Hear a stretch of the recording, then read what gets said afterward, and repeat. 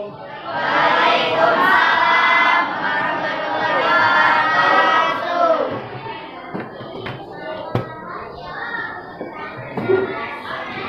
siang anak-anak. Siang.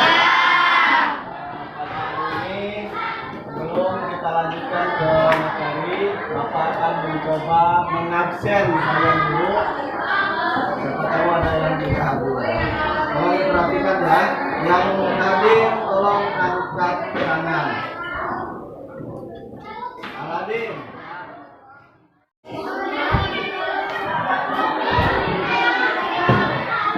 Sebelum kita lanjut, Bapak akan mengingatkan kembali materi yang minggu lalu kita bahas. Minggu lalu kita membahas tentang teks deskripsi. Coba ada yang tahu teks deskripsi itu apa? Acungkan tangan. Acungkan tangan dulu. Tuh, yang laki-laki. Coba lagi. Menggambarkan. Bagus.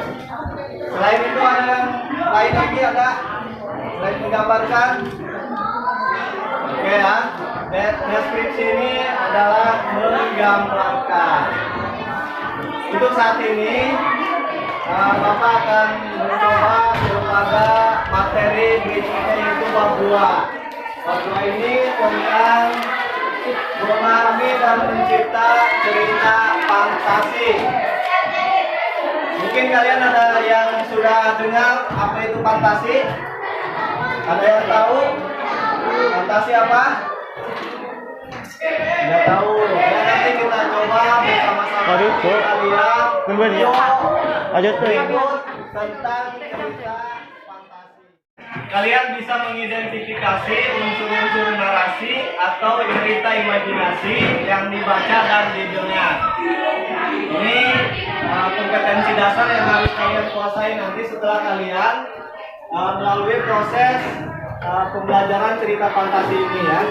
Kemudian juga indikator pencapaian yang mesti kalian capai nanti setelah kalian mempelajari teks cerita fantasi ini, yaitu kalian bisa menjelaskan ciri tokoh, kemudian latar, alur, dan tema pada cerita fantasi. Juga menentukan jenis cerita fantasi dan menunjukkan bukti pada teks yang dibaca atau didengar.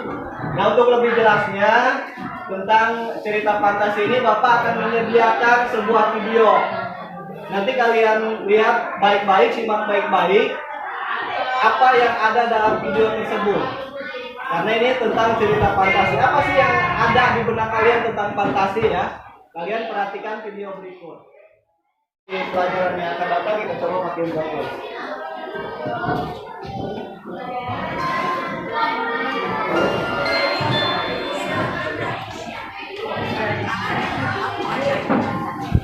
Tenang, yang belakang tenang ya. Yang penting yang depan aja dulu. Nanti kita makin fokus.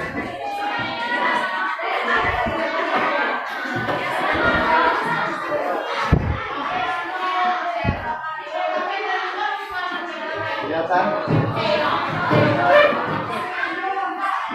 Depan aja dulu.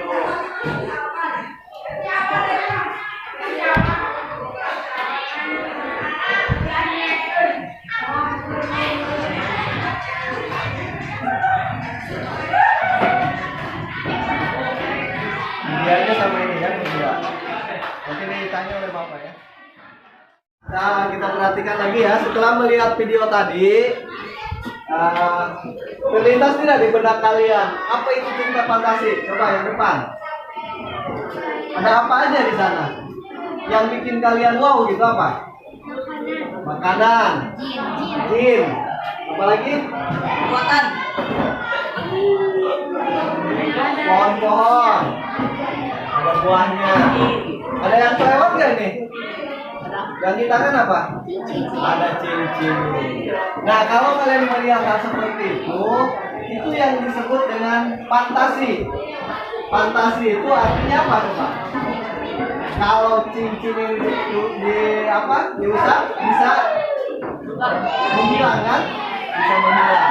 Kemudian juga lampu ajaib yang digosok itu muncul jin. Nah, fantasi ini artinya adalah hal-hal yang Ya, hal yang aneh berhubungan dengan supranatural, sihir, ya, berhubungan dengan sihir. Itu yang disebut dengan fantasi. Kemudian berikutnya, yang namanya cerita pasti ada unsur. Unsur di sini ada dua, ada unsur intrinsik dan unsur ekstrinsik. Unsur intrinsik ini unsur yang datangnya dari dalam. Nah, pada kesempatan ini kita akan mencoba unsur intrinsik, unsur yang dari dalam. Ada apa saja? Yang pertama adalah tentunya ada tokoh. Tokoh dari cerita Aladin ini siapa saja? Yang pertama, ibu, pamannya Aladin, ayahnya, si Aladinnya sendiri ya. Terus ada siapa lagi? Ada monyetnya.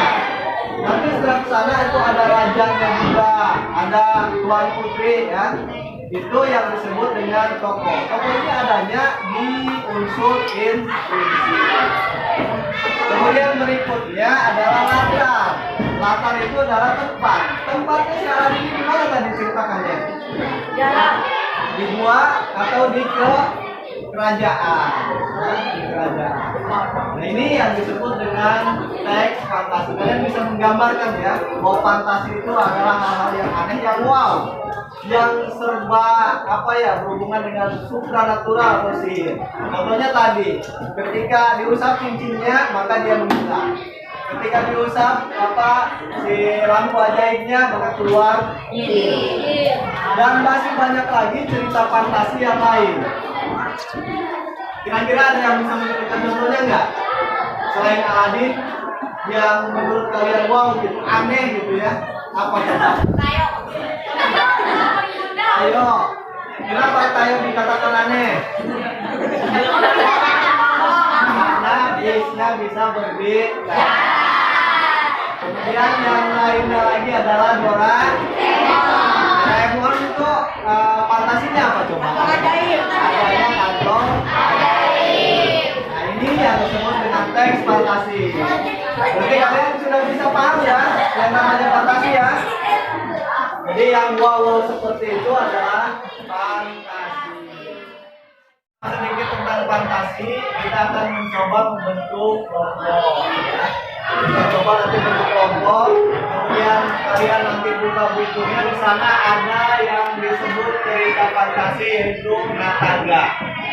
Tujuannya adalah kalian nanti menentukan unsur-unsurnya. Kelompok 1 nanti menentukan temanya apa, kelompok 2 latarnya di mana, kelompok 3 alurnya bagaimana, kelompok 4 amanatnya apa dari cerita itu. Untuk pertemuan hari ini Bapak rasa cukup.